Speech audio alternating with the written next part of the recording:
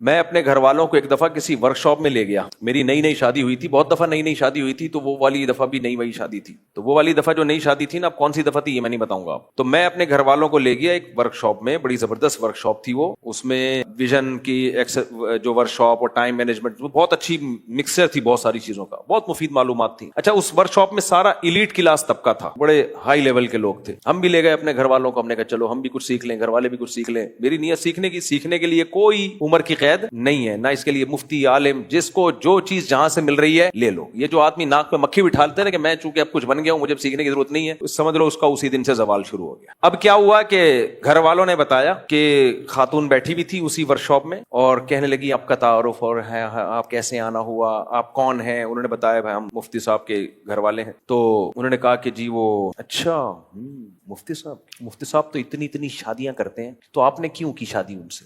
تمہیں کیا تکلیف ہے, جب ہو گئی تو خوشی مناؤ, ہونے سے پہلے یہ باتیں اچھی لگتی ہیں, تو خیریت آپ نے کیوں؟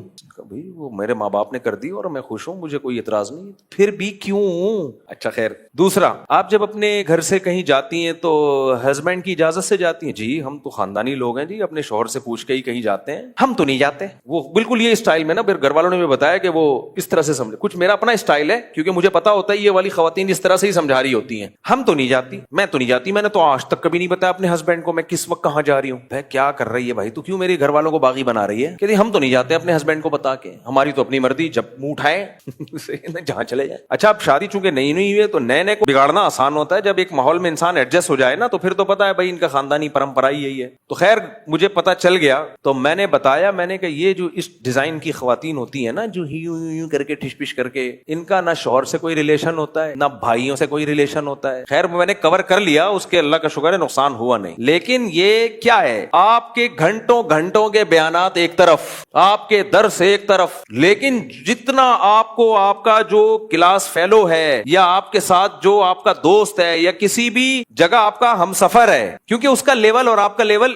سیم ہوتا ہے. بھائی میں اگر سمجھاؤں گا تو اگلا کیا کہے گا کہ ان کا تو کام ہی سمجھانا ہے, اچھی باتیں کرنا, ابا کا کام نصیحتیں کرنا, اماں کا کام نصیحتیں کرنا, شوہر کا کام اپنے حقوق بتانا. اصل بات عورت کہے گی یہ کرے گی جو میری فرینڈ ہے, اصل یہ علوم کس کے پاس ہیں, علوم ان کے پاس ہیں. اسی طرح گھر میں باپ کی نصیحت ہو, ماں کی نصیحت ہو. اچھا میں نے پھر سوچا, میں نے کہا اس کمبخت عورت نے کتنے گھروں کو تباہ کیا ہوگا. ہونا یہ چاہیے کہ آپ اپریشیٹ کریں, ماشاءاللہ بڑی اچھی خاتون ہو, اپنے ہسبینڈ کی مرضی کے بغیر کہیں بھی نہیں جاتی. ہسبینڈ بھی کتنا اچھا ملا ہوا ہے, خود لے کے جا رہا ہے یار اپنے ساتھ, یہ نہیں دیکھ رہی کہ ہسبینڈ خود اپنے ساتھ لے کے گیا ہوا ہے کہیں. کہہ رہی ہم تو نہیں آتے. ایسا میں نے تو آدھی سے کم بات بتائی ہے, جو پوری بات بتاؤں تو ایسا نہ ہو آپ کی بیگمیں خراب ہو جائیں کہ ہمیں یہ تو پتہ ہی نہیں تھا ہمیں.